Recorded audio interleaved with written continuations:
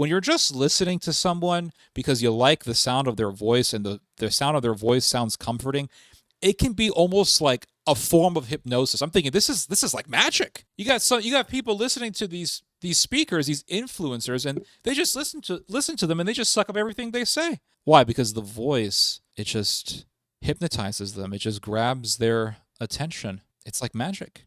A lot of conviction or a lot of convincing is in a person's voice. It's the contour, it's the tone of the voice, it's the sound of the voice, it's the rhythm of the voice, it's the fluidity of the voice. And so people will just listen to someone who sounds really convincing and they just suck it all in. All right, everyone. So I want to give you guys some of my thoughts on something that I've noticed, and that is the downfall of big names within political, intellectual circles, people who are very much so looked up to as brilliant geniuses, brilliant minds, that sort of thing, and how these types of names are really coming to a downfall, or they already have reached a downfall. So I'm going to give you guys two examples here. So there is Alan Lichtman. This is the first example. Alan Lichtman has been praised as this political genius who has been able to accurately predict every single presidential election for decades, with the exception of Gore versus Bush, and with the exception of the last election that just happened between Harris and Donald Trump. The thing is that before the conclusion of the last election, there were all these people on the internet, all these people on television, on these big mainstream news outlets who were saying Alan Lichtman is saying that Kamala Harris is going to win. He is 100% certain. He is so confident. He is so 100% emphatic about it. He is saying Kamala Harris is going to win, and this guy has been right for decades. He has been right for so many presidential elections in the United States. So this guy has to be right. We have to abide by what he says. We have to listen to what he says. And it's almost as if this cult of personality, this cult of intellectualism begins to form around these types of people. And people think, wow, this guy really knows what he's talking about. And I believed that Donald Trump was going to win. A lot of people believed that Donald Trump was going to win, but there were all these people who were coping, all these Democrats, all these liberals who were coping. They were saying, but Mr. Lichtman says that Harris is going to win. And the philosophy of Lichtman is categorized as his 13 keys. This is how he describes it. So he has 13 keys.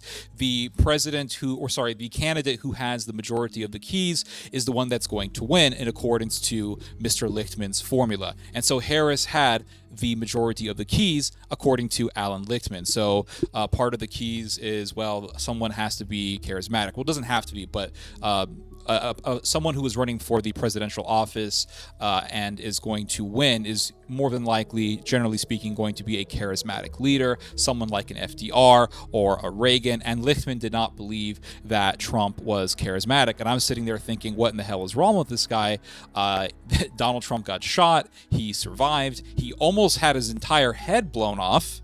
But he got shot in the ear because he tilted his head just, I don't know, a half an inch or so the other direction, and the bullet hit his ear. It clipped his ear. He gets up, he throws his fist into the air, pumps his fist into the air. He yells, "Fight, fight, fight," making for one of the most epic political moments in U.S. history.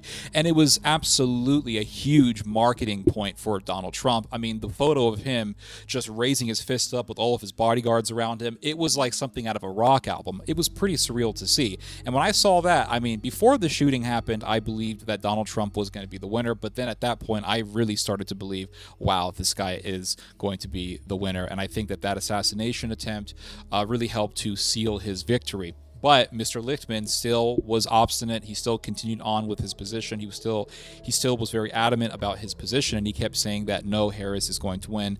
The assassination attempt doesn't really matter. And the amount of charisma and energy that was emanating from Donald Trump getting up and pumping his fist was pretty amazing. It was pretty immense. And there was Mr. Lichtman still in denial.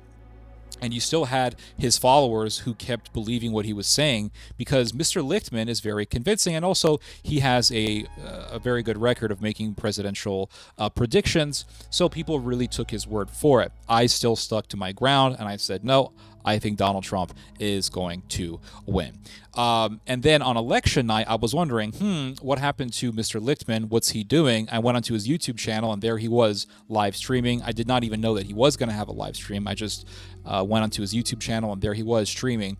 And he was streaming with his son, and they were streaming for hours. And you can see Mr. Lichtman's face. It was just absent of morale, absent of enthusiasm. He was losing hope. He was still trying to grab onto whatever sort of cope or hope that he had left in him.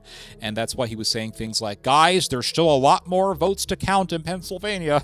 Still a lot more votes to count. We still have a lot of time. And an hour went by, and Pennsylvania was still light red. Another hour went by, still light red. And then another hour went by, still light red, until the whole damn state became crimson red. And it was very obvious that Donald Trump was going to win the election. Once he won Pennsylvania, Donald Trump sealed the deal for his presidential victory. And Mr. Lichtman was devastated. And there were tons of people, tens of thousands of people, following him on his live stream, and people were making fun of him. They were going onto his chat box, and they were putting little key emojis and clown emojis, and really, really making fun of him, because for so long this guy was propped up. He was propped up. He was lifted up as this genius who really couldn't be questioned. And one of the impressions that I had of Mr. Lichtman when I started watching him was that this guy really has a God complex. He thinks he's a genius, and he thinks that he really thought that his opinion was pretty much impenetrable. And people really got satisfaction seeing this guy's ego getting deflated, pretty much. I told him his theories about the keys were absurd. I was right. He was wrong. I said he'd lose his keys. No, you were Couldn't not find right, him and before I the was election. not wrong. And that's a cheap shot, and I won't stand for it. Well, who won, brother? You should not be Who taking won? cheap Who shots won? at me. Who won? You want to make your You point, live make your in point. a total Don't make it world of personal. denial. I read your own followers' comments, and they all trashed you, every one of them, and supported me. Yeah, so quiet with right. your personal yeah, attacks. come find out again. Make whatever point you want. Yeah. Don't Look, make it personal. You don't know anything. You don't know anything. You attacked me personally. You're so deluded. Oh, right. I've only been a professor for 51 years. On this program, I've never been able to finish a thought. How many books have you published? No, because you're personally attacking me again. Say whatever you want, but I'm not going to stand for brother, personal you got it wrong. Say you were whatever you want. preposterously and stupidly wrong. So, okay, all right. Can I just finish a goddamn thought ever on this show? No, not if you're personally. I admitted I was wrong. I don't need you to call me stupid. Okay. Can I just say, it's great to see you Democrats all getting along so well. Who taught you manners? It's lovely to see a post-election harmony as you all come together again. We're just one right now. Hey, Alan, you deserve a tall glass of shut-up juice, so can you just shut up for a second? And let someone who knows what they're doing. You're so right, Pierre. You're so right. We're so unified right now. You want, I will not sit here and stand for personal attacks, for blasphemy against me. You don't need to do that. You don't boost blasphemy against you? Who the hell are you? Are you Jesus Christ, you loser? Lichtman, he really had this God complex, and I suspected this guy's got a God complex. One of the things that makes Mr. Lichtman convincing, other than his record, is the way that he presented his arguments. It's the way that he presented his case. The guy is really good at communicating. He's really articulate. He's very educated. The guy, I know he was a professor. I'm not sure if he still is a professor, but the guy is an academic. He has written many books. The guy is very articulate, very educated. He knows how to talk, and he has a voice. He has that East Coast voice that is assertive, yet articulate and smooth, and it really does make for a convincing argument. One of the things that really helps people get convinced is not just the information that's given to them, but how it's presented to them. That's the whole thing about communication that I don't think most people really understand. It's the voice, the way that you present your arguments, the way that you talk, the contour of your voice, the flow of your voice, how you pronounce your words. Just the sound of your voice can really make a big difference in convincing people. And if your voice is really calming and relaxed, people think that you know what you're talking about because you're so confident, and that's seen in the fact that you are calm and you're cool and collective. And when you're calm, people think that you know what you're talking about because you're so assured of yourself, because you have the truth, you have the facts. And this is the impression that is conveyed to people when they hear a relaxed voice. when someone is really agitated, really loud, really just almost hysterical, it's not really convincing because people think, wow, this guy doesn't have a lot of confidence in what he's trying to say. He must not even believe it himself. He must not even be believing his own words. But when someone comes along and they're speaking in a way like they're speaking to the likes of, yes, I'm Professor Alan Lichtman. I have been correct about every single presidential election going all the way back to the year 1980. Now, technically, I was wrong about Bush versus Gore, but Bush stole the election, so actually I was right about that. So I still stick to my undefeated record here, and blah, blah, blah, blah. And so the way that he talks is very, very convincing. And so there are ways that you can talk to people that when people hear it, when people hear a calm, relaxed, soothing voice, they're not even always listening to the content of what you're saying. They're just listening to your voice, and they're just listening to you. It's almost like your voice is music to them. And I've seen this before where people just play a certain personality in the background. They'll play their favorite radio host. They'll play their favorite streamer, and they just play it in the background because there's something about the speaker's voice that's calming. And some people have a really good voice for communication. Some people don't. Or some people have just developed a really good voice for communication. There's a reason why there are people who go to school to learn how to speak in radio. There is a way to speak in the radio business, and that way of speaking is taught to you when you go to school to become a radio host. They teach you how to change your voice. They teach you the tone of voice that you should have to really grab people's ears when they're listening to you on the radio. So instead of just talking normally like I am right now, you would say something like, "Hello, everyone. This is the Thursday night radio live stream. I'm your host, Doctor." And that voice, for some reason, is just relaxing for a lot of people. And a voice can not only be relaxing, but a voice can also be convincing unto itself. And so there are people out there who love a certain voice, and when they hear that voice that relaxes them, they'll just suck up whatever the person is telling them. Oh yeah, I seriously, they'll just suck it up. They'll just say, "Yeah, this guy must be right." How do you know? This dude, he must be. It's convincing, and it's almost like at a subconscious level, they're just automatically believing what this person says because they hear the voice, and it's so relaxing. And that leads me to another example. This is the example of Peter Zion. Peter Zion is a guy who is a geopolitical analyst. He has a pretty big YouTube channel. YouTube is always pushing his videos in our recommended, at least in mine. And he'll do, I think, a video a day on some kind of a current event. And he has a really, really good voice. Now, to give credit to where credit is deserved, Peter Zion is very educated. He is extremely articulate.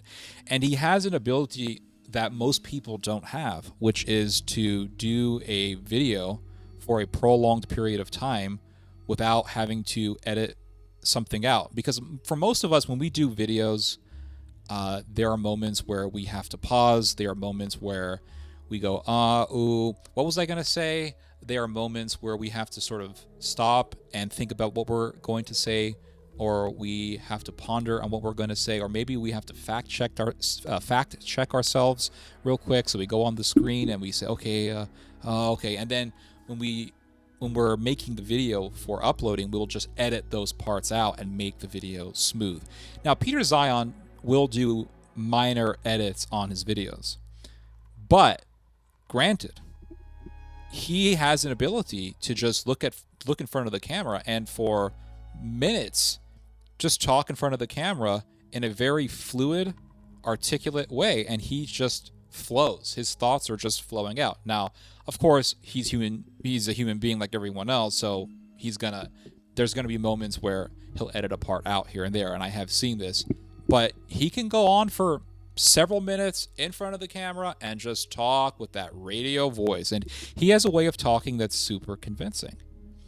Peter Zion here. I'm going to give you guys some of my news here. I'm standing here in the mountains of Colorado, and I just want to tell you guys my thoughts on the coming presidential election. So anyway, for about 50 years or so, American elections have been dictated by independents. These are about 20% or so of the U.S. population, and they're not a hardcore Democrat, they're not hardcore Republican. These are people who really take their times to make up their minds about who they're going to vote for, and that is really what the election is determined by. The outcome of an election in the United States is determined by this small margin of American society. And anyway, Peter Zion here, and he has this tone of voice. It's this contour. It's this rhythm in his voice.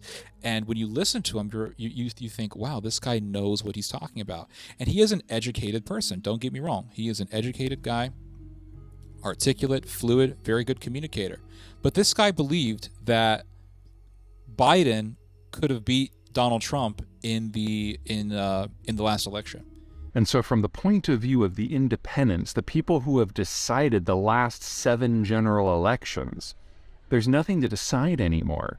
And so it's pretty safe to say that if the midterms were decided by independents who usually don't even show up to midterms, and they were willing to vote against what they see as their own economic best interests, you can bet your ass they're going to show up in the general election in 2 years and vote against Trump and everything that he stands for. So for that purpose, primarily, I see this election as a shoo-in for Biden round 2. All he has to do is not die, and he's going to win. And he still stuck to his ground by believing that Donald Trump was going to lose. Even after Biden was kicked out and all this stuff, he stood his ground. He believed that Trump was going to lose. Hey everybody, Peter Zion here, coming to you from the winter wonderland that is snowy Colorado. Today we're talking about why Donald Trump has no chance of winning the general election, assuming he's not disqualified, assuming he's not in jail. Okay. The Republicans have always had a numerical disadvantage because they just don't have as many voters. They don't have as many factions. You've got the pro-lifers, the military voters, the law and order voters, business voters, for example. And the reason that this faction, despite having fewer numbers than the Democrats, has always done relatively well is because the issues in play typically don't clash. Under normal circumstances, the Republicans have an advantage here because there are very few issues that are wedge issues within their own coalition. But what Donald Trump has done is shaken up the race and introduced a number of wedge issues, not just across society, but across the Republican electorate. The problem here is that the Republicans don't have as many voters as the Democrats. And even if they pass the cohesion test, then they have to deal with all the other things that Donald Trump brings to the table. So they're not going to have their entire coalition showing up if Donald Trump becomes the candidate. And that means just on the numbers, there's no way that Donald Trump can win. You look at a guy like that and you think, yeah, this guy is educated and he's very articulate, but he's not fully aware of how society is changing. And you have these people who are really good at convincing others, but they're wrong. And so you listen to his voice, and he sounds really convincing. And he said something like, all Biden has to do to win is not die. That's how little faith he had in the idea of Donald Trump winning. He just said all Biden has to do is not die, and he'll win. He really believed that Donald Trump was going to lose. So I'm thinking to myself, you have these guys who are very articulate, they're really good at communicating, and people just believe them. Me, with my mentality, if I were to listen to Zion before the election, I would say, no, this guy doesn't know what he's talking about. But he sounds really convincing, but he doesn't know what he's talking about. And so you have a lot of people who listen to a guy like Zion and they hear that voice, Peter Zion here, and they think, oh, wow, this guy knows what he's talking about, because it's a lot of conviction or a lot of convincing is in a person's voice. It's the contour, it's the tone of the voice, it's the sound of the voice, it's the rhythm of the voice, it's the fluidity of the voice. And so people will just listen to someone who sounds really convincing and they just suck it all in. They just suck it all in, just like they sucked in everything that Mr. Lichtman was saying. And I was listening to Lichtman thinking, no, this guy's wrong. I don't really care if he's that educated. I don't care if he's an academic. I don't care if he's a really good communicator. The guy is wrong. And the same thing goes with Zion. Peter Zion, really good communicator, but he didn't know what he was talking about. He really didn't. But people follow figureheads like Lichtman and Zion, and they think they're really convincing. And I think a part of it is how they communicate. They're good at communication. And people just get hypnotized. This is almost like a form of hypnosis. When you're just listening to someone because you like the sound of their voice and the sound of their voice sounds comforting, it can be almost like a form of hypnosis. I'm thinking this is like magic. You got people listening to these speakers, these influencers, and they just listen to them and they just suck up everything they say. Why? Because the voice, it just hypnotizes them. It just grabs their attention. It's like magic. And it makes you wonder about the snake in the Garden of Eden. I don't believe that when the snake deceived Eve, that he went to Eve and said something like, "Do you really think that it's wrong for you to eat the fruit?" I don't think that's how the devil sounded like. I don't think the devil sounded like, like how they present it in the movies. "Did God really tell you that you will die?" I don't think that's how the snake sounded like. That doesn't sound convincing. That sounds creepy. I think the snake popped up in the garden and said something like, "Oh, Eve, how are you doing?" "No, actually, I don't really think God said that, Eve. I really think that you got it all wrong. Actually, what God was really trying to say was that if you eat of this fruit, you will become like him, having immense knowledge about good and evil. So I think that you can go right ahead and eat that fruit, enjoy its flavor, and enjoy its magical blessings." Yes, that's how I think the snake sounded like. I don't think the snake was sitting there like in a horror movie. "Do you think..." Like, that's not convincing. No one's convinced by that.